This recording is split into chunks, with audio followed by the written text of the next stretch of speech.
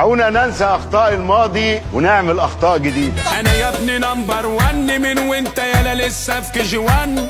انا عم الشغله بفن مش صدفه يا ابني وعني في عام. مرنت عضلات قلبك عشان تقف قدامي لوحدك، سايبك عشان على قدك. انا نسخه واحده يا انسب بلدك. لسه توتو شاب كنش واد خفيف مش حمل نكش، جاي تندب من يا بابا فوق من الهوام يا وحش.